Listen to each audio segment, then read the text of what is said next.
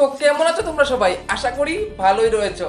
তো আমরা দেখতে দেখতে আবার চলে এলাম ইন্ডিয়া এবং বাংলাদেশের সেকেন্ড টেস্টে। এবং সব থেকে বড় ব্যাপার যেটা, যে এই টেস্টে কিন্তু সব থেকে বড় উইনার যে হতে পারে সে হতে পারে বৃষ্টি। কারণ কালকেও কিন্তু বৃষ্টির ছায়া রয়েছে, এবং শুধু কালকে নয়, এই পুরো টেস্ট ম্যাচটা ঘিরে কিন্তু বৃষ্টির একটা ছায়া রয়েছে। এবং সেই দিকে যদি দেখি, আজকের যে টেস্ট ম্যাচটা ছিল সেটা কিন্তু বেসিক্যালি সেই বৃষ্টি এবং ওভারকাস্ট কন্ডিশনকে মাথায় রেখে ভারত তিনটা পেসারকে খেলিয়েছে। এবং যে পিচ ওরা ভেবেছিল যে না, এটা তো পেসারের জন্য দুর্দান্ত পিচ হবে, সেই সব কথা মাথায় রেখে টস জেতার পরেও আমরা প্রথমত বোলিং করার সিদ্ধান্ত নিই। এবং আশ্চর্যভাবে দেখা যায় যে বাংলাদেশ কাপ্তান বলছে আমরা তো টস জিতলে ব্যাটিংই করতাম। ঠিক আছে, তো এইখানে আমরা দেখতে পেলাম যে একটা মারাত্মক ফারাক রয়েছে। হ্যাঁ, বৃষ্টি মেঘলা সবকিছু ছিল, কিন্তু তার মধ্যে আমরা দেখতে পেলাম কি বাংলাদেশ সেকেন্ড টেস্টে না একটু পজিটিভলি অ্যাটাক করেছে। এবার বাংলাদেশ একটু পজিটিভ খেলার চেষ্টা করছে। ওরা আমি দেখতে পাচ্ছি বুমরাকে কাভার ড্রাইভ অনেকটা লাগিয়েছে, তারপর আপার কাট যেগুলো বাউন্সার আসছিল সেগুলো থেকে আপার কাট খেলার চেষ্টা করছে। শান্ত আমরা দেখলাম যে আপার কাট খেলেছে, তার মানে রান স্কোর করার দিকে ওরা দেখছে নাকি ভাই সার্ভাইভ করার। কিন্তু প্রথম দিন সব থেকে বড় কথা হচ্ছে যে ওভারকাস্ট কন্ডিশন ছিল, আমাদের মনে হচ্ছিল যে ওরা সার্ভাইভ করার জন্য দেখবে।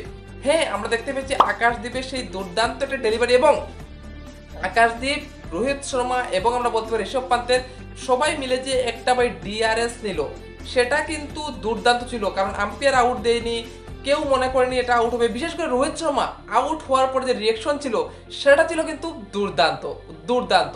এবং প্রথম যে ক্যাচটা নিল আমরা জেসওয়াল, এটাও কিন্তু অতি উত্তম। তারপর কি দেখতে পেলাম যে না, শান্ত এবং মমিনুল একটা ভাই ভালো পার্টনারশিপ করছিল, এবং ওরা একটা ভালো পেসে রান করছিল। হ্যাঁ, নাকি ওরা একটু রেসপেক্ট করছিল বাকি বোলারদের বিরুদ্ধে, ওরা ঠিকঠাক খেলছিল। হ্যাঁ, নাচাচ্ছিল ভাই, সিরাজও নাচাচ্ছিল, আকাশদীপও আমরা দেখতে পেয়েছি অনেকবার ওদেরকে নাচিয়েছে। কিন্তু সব থেকে বড় কথা যেটা হচ্ছে গিয়ে সেটা হচ্ছে গিয়ে অবশেষে রবিচন্দ্র অশ্বিন এসে আবারও তার সেই জালে ফাঁসিয়ে দিল, সেই তুর্কিতে ফাঁসিয়ে দিল শান্তকে। না হয়তো ভাই শান্ত যদি আজকে থাকতো তাহলে মনে হতো যে বাংলাদেশ এই কিন্তু সেশনটা জিতে গেছে, কিন্তু না, 3 উইকেট যদি যখন চলে গেছে আমি বলবো সেশনটা শেয়ারও বলতে পারি, অথবা বলতে পারি যে ভারতের দিকে একটু ঝুঁকে আছে। হ্যাঁ, 107 রান ওরা করে নিয়েছে এবং ওরা এগ্রেসিভ ব্যাটিং করেছে, আমরা সাথে দেখতে পেয়েছি, এবং কিছুটা লাকিও ছিল, কিছু এজ ছিল যেগুলো ভাই ক্যারি করেনি। এবং আমরা একটা জিনিস দেখতে পেয়েছি যে এই পিচে না বলগুলো এত বেশি ক্যারি করছিল না, তবে মনে হচ্ছিল যে ওভারকাস্ট কন্ডিশন সব কিছু ফেভারেবল বোলারের জন্য, ফাস্ট বোলার তো ভাই আসবে এবং ধুমধাম করে উইকেট ফেলে দেবে, সেটা কিন্তু আসলে হলো না। এবং বাংলাদেশের পক্ষ থেকে যদি বলি, বাংলাদেশ ওরা হয়তো আজকে খুশি যে আমরা 3টা উইকেটই মাত্র হারিয়েছি, ঠিক আছে, কিন্তু ভারত এক্সপেক্ট করেছিল যে হ্যাঁ আজকে ওরা 5-6টা মানে এই 30 ওভারে 5-6টা উইকেট তো কমসে কম আমরা ওদের নিয়ে নেব। কারণ যেভাবে বোলিং ধার ছিল আমাদের, যেভাবে ফার্স্ট ম্যাচ আমরা জিতে এসেছি, যে কনফিডেন্স নিয়ে এসেছি, কিন্তু দেখার বিষয় বাংলাদেশও কিন্তু সেখান থেকে ভাই লড়ার একটা ক্ষমতা রেখেছে যে না, আমরা এবার লড়ে খেলবো, রান করার জন্য খেলবো, বিশেষ করে রান করার জন্য খেলবো। এবার আসছে যে এই ম্যাচের রেজাল্ট কি হতে পারে।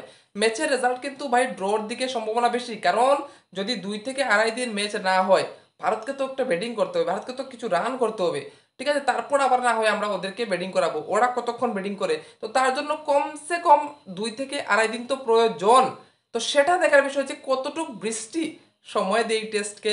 আদারওয়াইজ এই টেস্ট কিন্তু ড্রর দিকেও যেতে পারে, এবং ড্র যদি হয় তাহলে কিন্তু টেস্ট চ্যাম্পিয়নশিপের জন্য বাকি দেশগুলোর একটু ভালো হয়ে যাবে, ভারতের জন্য একটু টেনশন হয়ে যাবে। এবং ভারত কিন্তু ভেবেছিল যে এই টেস্টটা সিরিজটা তো আমরা জিতবো, যেখানে বাংলাদেশের সাথে 2টা ম্যাচ ছিল, কিন্তু একটা ম্যাচ তো আমরা জিতে গেছি কমফোর্টেবলি।